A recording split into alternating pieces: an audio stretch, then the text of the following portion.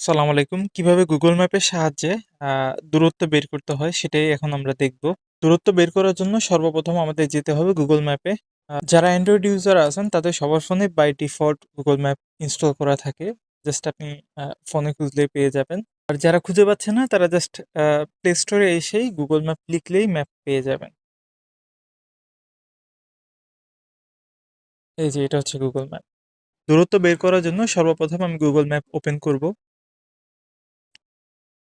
Map open করার পর সর্বপ্রথম আমি যে লোকেশনে পার্সেলটা পাঠাবো সেটা সিলেক্ট করতে হবে। ফর এক্সাম্পল আমি মিরপুর ১০-এ একটা পার্সেল পাঠাবো। তো আমি এখানে লিখবো মিরপুর ১০। এই যে উপরে চলে আসে যে মিরপুর ১০ ট্যাপ করলেই এইখানে যে হাতের বাম পাশে ডিরেকশন আছে এখানে ট্যাপ করতে হবে। করার পর আমার যে লোকেশনটা আছে আমি যেখান থেকে পাঠাবো সেই লোকেশনটা সিলেক্ট করতে হবে। তো আপনি জাস্ট আপনার যে বাসাটা সেটা সিলেক্ট করবেন। ফর এক্সাম্পল আমার বাসা শাপলা চত্বরে। তো আমি এখানে শাপলা চত্বর লিখব। এই যে এখানে শাপলা চত্বর ট্যাপ করার পর এখানে কার সিলেক্ট করা থাকবে বা বাইক সিলেক্ট করতে পারেন। দেখুন এখানে শাপলা চত্বর থেকে মিরপুর ১০-এর দূরত্ব দেখাচ্ছে ১২ কিলোমিটার। এখানে অবশ্যই কার সিলেক্ট করে রাখবেন। কারণ কারে অ্যাকুরেট লোকেশনটা দেখায়। বাইক বা হচ্ছে অন্য যে হাঁটার রাস্তাগুলো আছে ওগুলা অনেক সময় অ্যাকুরেট রাস্তা দেখায় না আমাদেরকে। চেষ্টা করবেন এক্সাক্ট ডিসটেন্সটা বের করার জন্য।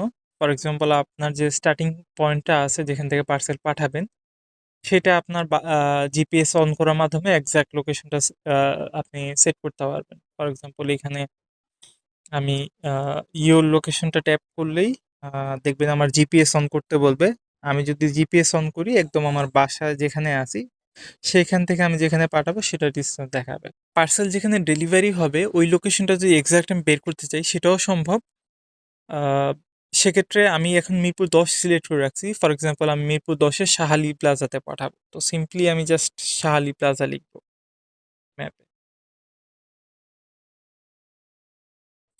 এই যে দেখুন উপরে চলে আসে। জাস্ট আমি এটা সিলেক্ট করলেই এখানে আমার ডিসটেন্সটা দেখাবে।